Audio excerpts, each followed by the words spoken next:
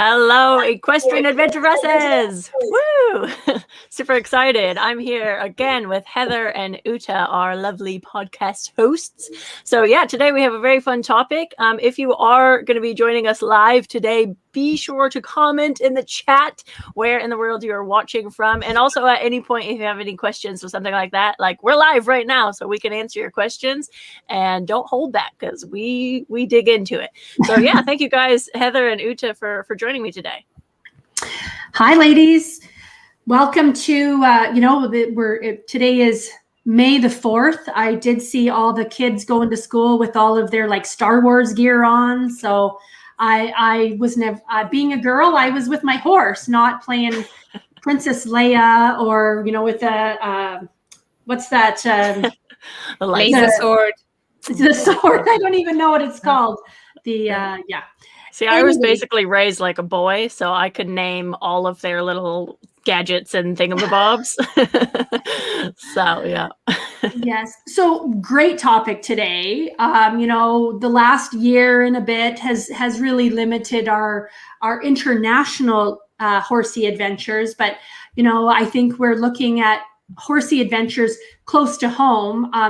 I was super fortunate. This past weekend, I got to go and watch a mounted shooting practice in Saskatchewan. Well, in Canada, in the US, it's hugely popular. It's, they have different patterns that they have to follow, lots of rules, amazing. They go back to like authentic costumes that they wear when they're doing it. And it was something that I didn't realize was really in my backyard almost, that I could do this. So, taking advantage of some of the new kind of horsey things that maybe you didn't know about are as easy as, finding some new Facebook groups or even looking in your local tack and feed store. Sometimes, the bulletin is put up on the board as you're walking out the door of, different clinics that are coming up. And that's really kind of what I wanted to talk about today. Now, and Heather, when you mentioned the mounted shooting, do you mean like bring your own horse and see how they handle a gun, or what do you mean exactly?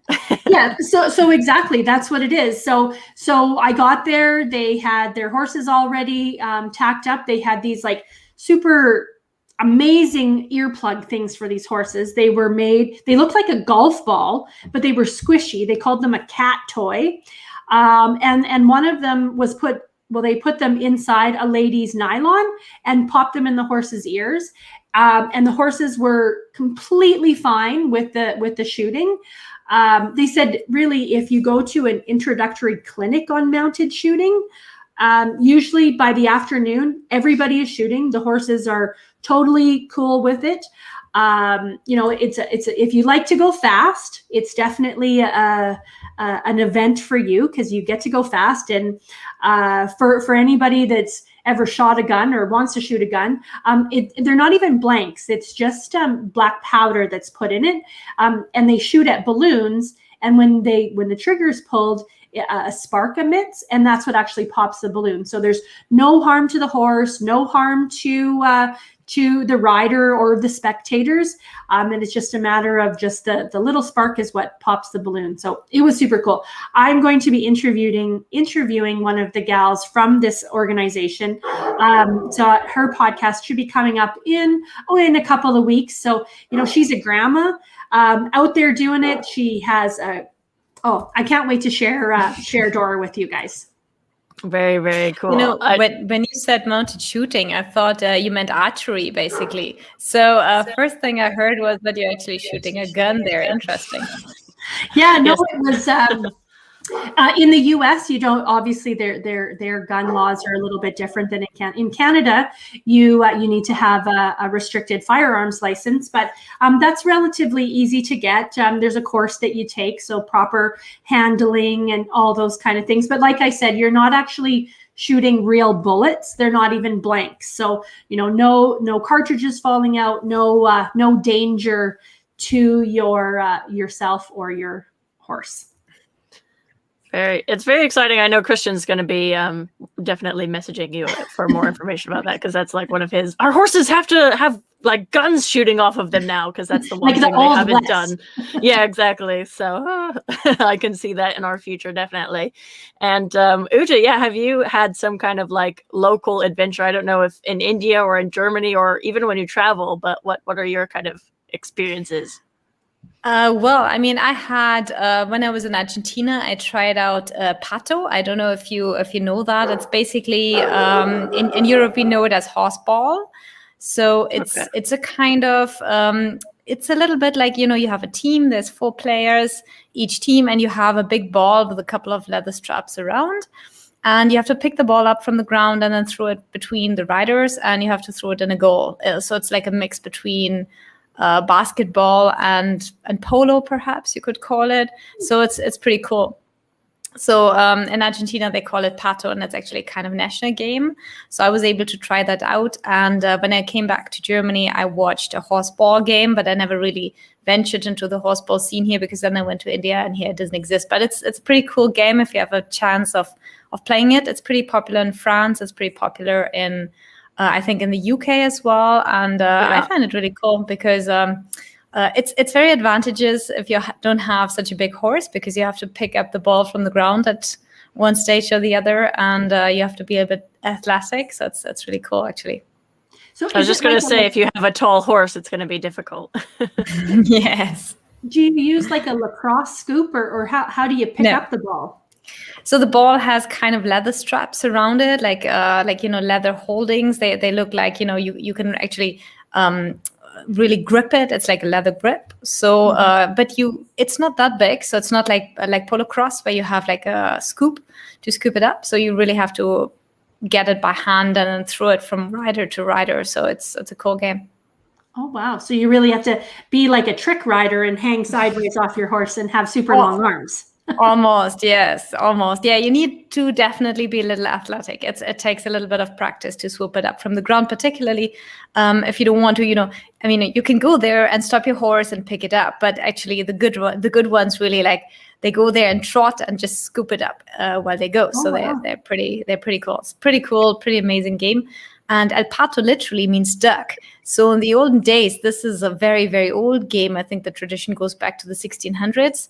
And in the olden days, they used live ducks to play this game. So the duck was kind of in a cage, and the teams were basically from the different farms, and they basically had a huge field in between between the farms. And a couple of people died while playing it, so it was pretty rough and tough. But I think they got proper rules in the 1930s, and then pretty much like polo as well. And now there is really proper games, and it's a fun game. If you ever have a chance of seeing it, I just hope to be able to interview somebody playing it, but so far no luck of finding one. So if any one of you plays it, you're welcome. It would be fun to talk with you about it. Yeah, you can either comment in the chat or you could reach out to us on our website. We're all very easy to find. So yeah. It sounds a little bit like Bukashi. I saw that when I was in Kyrgyzstan. It's not with a ball, it's with a goat carcass. And it's very intense. I saw it. It was actually Independence Day. So it was a huge celebration in Kyrgyzstan. It was in Bishkek, the capital. And I was there alone. I drove up in my hot pink car, parked, walked up. I was the only blondie girl in this audience of Kyrgyz men. And they were all kind of staring at me, but they were so focused on the game. They weren't too bothered by it. But I do remember there was nowhere for me to pee. So that's a thing. But yeah, other than that, it was very interesting. And I got a video of one of the guys. He had the goat in his arm or on his leg or something, and he was running his horse towards the goal, and at the last second he was reaching for the goal, and something happened and he actually fell off, and the goat landed outside the goal and he went face first into the goal. It was kind of hilarious. He was totally fine. He got up and they just continued on. But I do remember thinking this is a little bit more vicious than polo is. So yeah, it's basically polo without rules, or horseball without rules, I guess. So yeah. Sounds like it, yeah. Yeah. I mean, there's so many fun things to do with horses, really. I mean, there's so many activities, and there's still a lot I want to try out as well. I mean, I really want to go into carriage driving one day. I have never done that before. So that's still on my bucket list to try that out.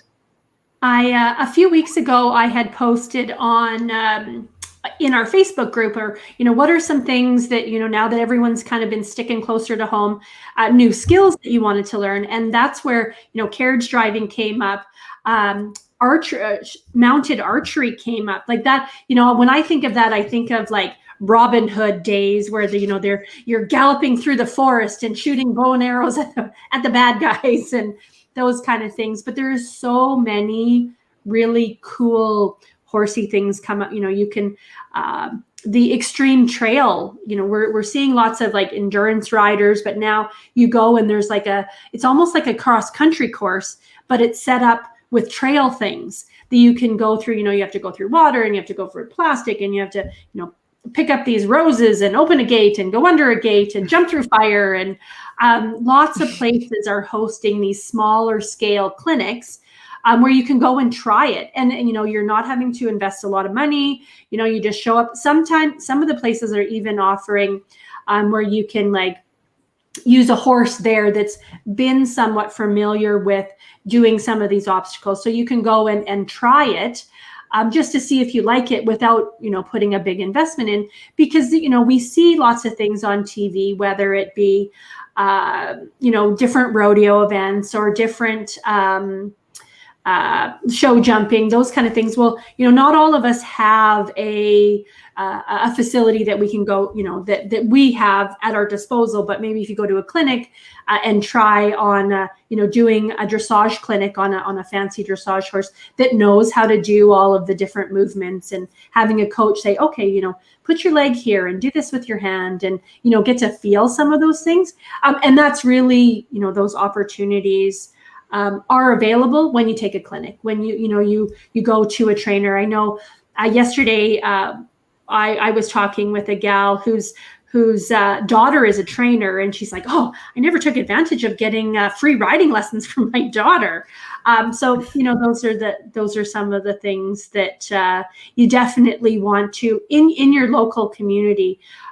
Your whether it's your province has the Saskatchewan horse clubs, they have different activities going on, and lots of times you can find where they're all listed, whether it's a jumping clinic or, even a massage clinic where, somebody comes out and teaches you how to, give your horse a good rub down after their ride, or, different stretches that you can do, because right now we can't just hop on a plane and go on an exotic adventure, but, maybe going down the road to a first aid clinic or those kind of things will definitely, expand your knowledge. And, maybe you make some new friends in the horse community, and, it really keeps you in touch with all of your horsey things. Definitely. And if you guys are joining us live, do comment in the chat somewhere and let us know, like, what are your bucket list adventures that you're looking out for in your area, whether it's archery or jousting or all this stuff, or mounted shooting or whatnot. Mm-hmm. I do remember when I lived in England, so Christian was still a new rider at that point. And so he wasn't quite ready for like mounted archery or all that jazz. But I found a confidence training like course, like a 1-day clinic, I think it was. And it was just maybe an hour drive or an hour and a half or something. I didn't go with him. I kind of surprised him. I was like, hey, you're going on this confidence thing. And the reason I chose it was because although we owned horses of our own, this confidence thing was actually on their horses, because they had trained stunt horses that rear on command and do all of these things. And, they know how to do a bunch of stuff. And so he was able to kind of go there, spend the day, learn what it was like to sit on a horse that rears. And he was able to, they had like a wooden horse that he could practice falling off and doing all this stuff. And, at the end of that, he definitely was more confident. And he had a whole lot of information he had to share with me, and, all these fun facts and stuff. And I was, I've been his coach, so I was kind of like, you don't listen when I tell you to do that stuff.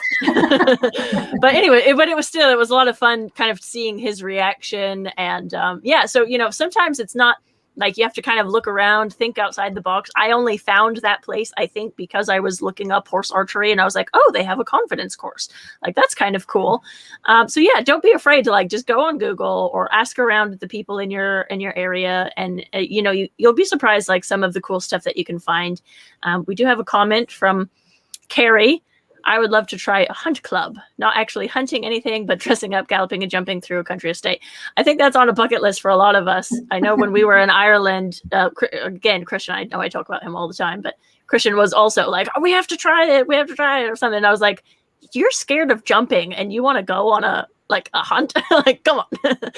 But it was definitely a lot of fun. And when we were riding around in Ireland, we would just point at some of the brick walls like, can you believe that they're jumping that? Like, oh my gosh, so in itself, just watching what they were jumping was already exciting enough.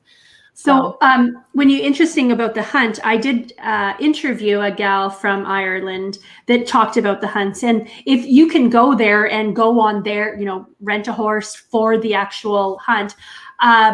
So the horse knows what it's supposed to do. You're basically just the passenger. You need to have obviously a little bit more advanced than just basic skills. But that's definitely on my bucket list. I'd love to go, and like Carrie had said, not necessarily go hunt anything, but just be a part of the actual, dressing up and, galloping, coming to ditches and fences. And it's like, okay, well, our only way is over. You can't go through, you can't go around. And just, when you see the photos of it, it really is exciting. I know there's a few hunt clubs in Canada. Another area that I'm really interested in, and I know, Crystal, you've done it, is polo. I've watched a few like YouTube videos on like learning how to do it. And there isn't a polo club near me. So I might have to, when I'm on, visiting my parents in the summer in Calgary, go and see if they offer like a weekend clinic, come try polo. Cause that's, you see the royals out there doing it. I just saw pictures of Prince Harry. He fell off. Falling off again. Some polo match. But that's something that I would like to try. I would say polo is definitely something that I feel like every equestrian should try because it's very social. When you ride in a lot of other sports with horses, it's like fake smiles, like, good luck, but polo, like, as rowdy as it might get during the match, like as soon as it's over, everyone's having a beer together or like hanging, like they're talking about the match that they literally just played, but it's a very social thing. It's a whole lot of fun and the horses are amazing. Like they know their job very well. So yeah, polo is something that I would definitely say is worth trying. And it is very addictive. There's something about hitting a ball with a stick on top of a horse that like, you're just like, I have to keep practicing until I get good. So yeah, it's a whole lot of fun. And even if you're not playing polo, but you're watching, watching is great. Yeah. Again, when I was in England, and I have pictures of us, like I wore my posh dress and my big polo hat and, whatever it was. And we went to the castle. That was actually the castle where Princess Diana met Prince Charles for the first time, was at that polo match. So we went and, we made a thing of it and everyone's dressed like that. So it's not like you're weird or something, and we had our little hot pink Mini at the time. So we parked next to all these big BMWs and all these Mercedes and things. And, it was just a lot of fun, even just watching. So, yeah. Yeah, it's definitely a game where most people have to act pretty rich, basically. So I was introduced to polo in Argentina, and this is the mecca of polo. Like I watched the Argentinian championship that year. And if you ever watch polo in Argentina, you never want to watch anywhere else because they're so good that everyone else, in any other country, I watched it in Germany, I watched it in India, and none is half as good as the Argentinians. They're so good in polo, and it's such a fun watching them because they play it like, wow, I guess football fans would say, like, you know, like Pele and whatever Maradona used to play. I don't know. I'm not in football much, but yeah, they really play it so great. So my husband used to play a lot when he was younger.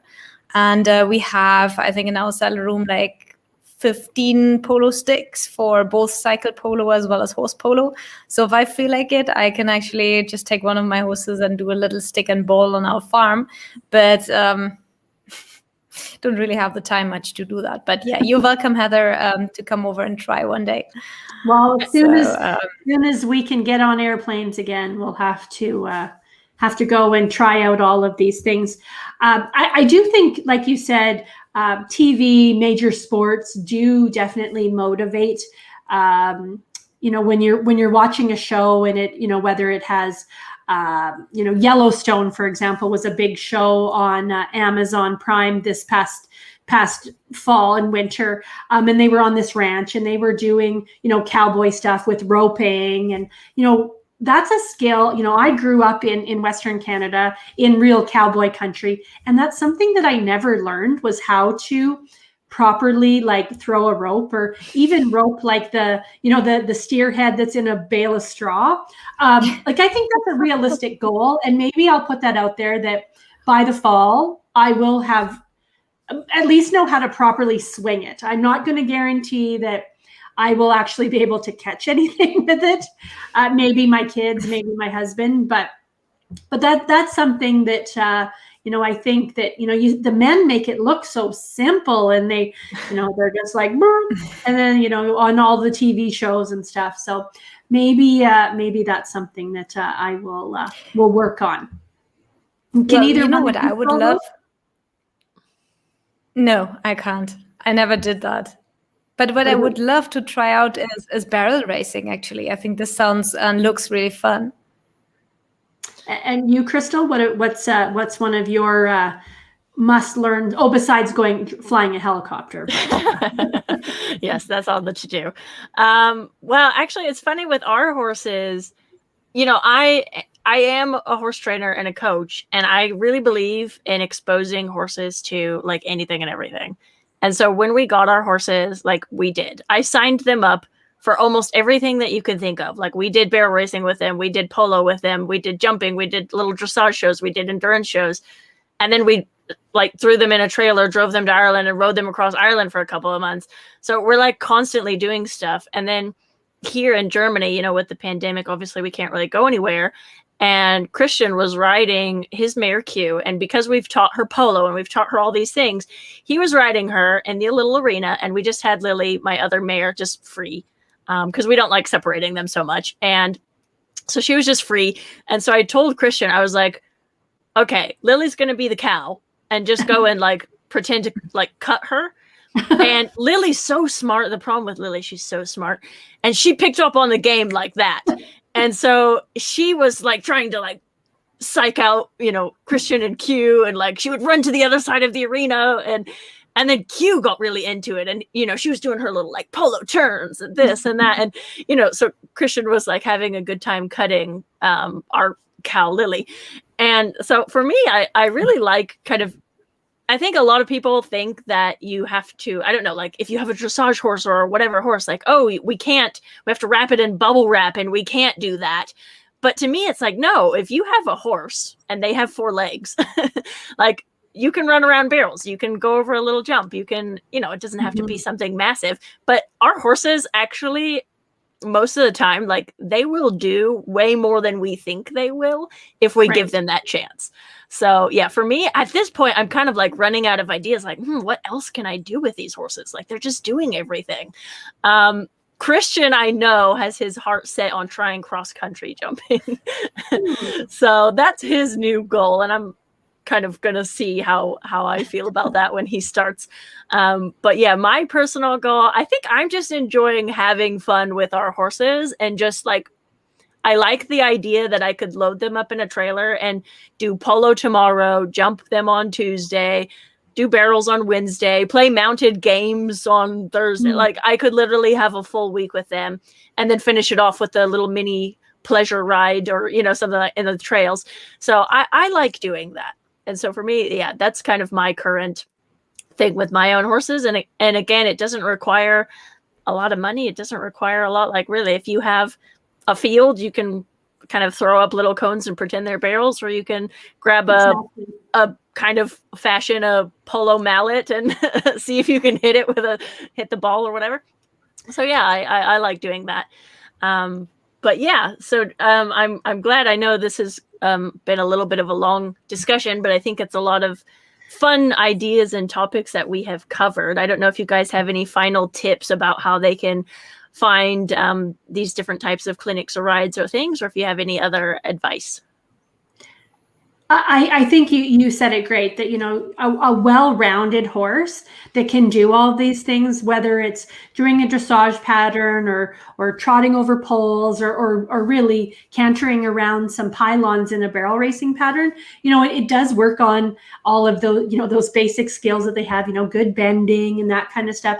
But it does, you know, it gets pretty boring riding around in circles. I see lots of memes of little horses. They're like, and she asked for another 20-meter circle kind of thing. So I think that they enjoy it. Like you said, you know, here's your horses that were, you know, really trail horses, those kind of things. But then he, you know, did some cutting on it, not even with a cow, but with another horse, and how quickly he was like, oh, this, or she was like, oh, this is fun. So, you know, I think that they enjoy it just as much. And really the one thing that the common denominator, all of it, is when we go to these different things, we're with our tribe of people, right? So there's always, oh, you know, oh, I see you got a new horse, or, you know, you talk about horsey things with your people. And it's, you know, whether they're cowboys or equestrians or dressage riders, eventers, whichever, you know, the horse and your tribe is still the common denominator. So I think that's important. Yeah, definitely. No, I think also, I think you're really right there. Do lots of things with your horses. Think outside the box. Try out new stuff all the time. I think this is really good, and most of the horses will love it. Just, you know, get out of the arena, have fun. There's lots of activities you can do outdoors, not only endurance or you know, pleasure trail riding. You can also go on, there is competitions of track, which is something of you know, do navigation. There is a ride and tie, which is fun, which is kind of a combined competition of, you know, running and riding. So there's so many different things, you know, just look up on the internet, do a little research. There's just so many activities with horses. It's amazing. And in most Western countries, we are so lucky because there is almost everything available. Maybe not next door, but usually in your province or in your state. So there's just lots of things you can actually trailer your horses to. Mm-hmm. That's for sure. Yes, and your horses will actually have more fun than you think they will. Even if the first time you load them up, they might be looking around. At some point, when they figure out how much fun it is, like, they're going to be looking at you when you go to catch them like, ooh, what are we doing today? Mm-hmm. And I think that's kind of the goal for horsey people in general, especially adventuresses. Like, come on, we love like having fun, you know? Exactly. So exactly. Yes. Okay. Well, thank you guys so much. And thank you everyone who joined us live today. If you are watching, today's Tuesday, we have a podcast episode coming out tomorrow. So make sure that if you haven't already subscribed on iTunes or Spotify or whatever, just head over to our podcast and have a listen, and also subscribe to our YouTube channel. Yeah. So thank you guys so much for watching, and we will see you guys next week. Okay. Bye.